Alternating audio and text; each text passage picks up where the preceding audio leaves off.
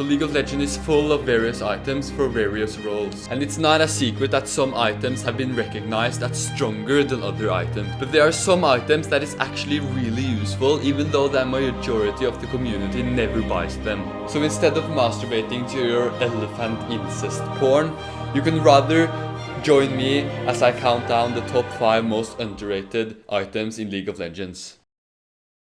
So at number 5 we have Frozen Mallet. And before you start to shit and pee all over this video, I know that there are many people who actually buys Frozen Mallet.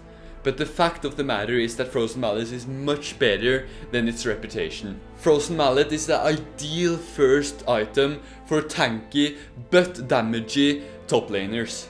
Frozen Mallet gives you a lot of HP, so if you combine it with Ma of Ma blah blah blah, you get really tanky and also do a really high amount of damage. And since it also slows the targets, you get extreme control over the person you are actually trying to kill.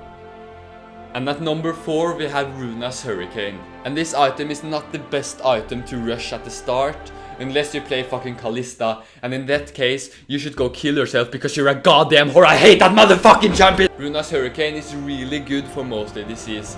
It's not really much to this item other than it gives you 70% attack speed, which is a good amount of attack speed. So if you have a decent amount of critical strike chance already, you should actually consider buying Ruinous Hurricane instead of buying an extra Bloodthirster or Infinity Edge.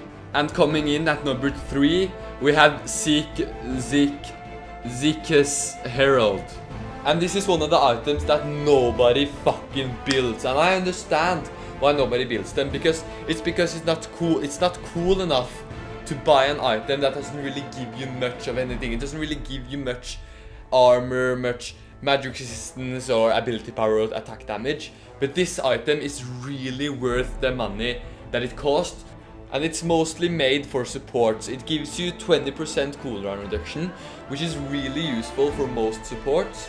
And it gives its unique passive grants all nearby allies 10% lifesteal, which is really useful for almost every ADC that you're gonna support in your entire life.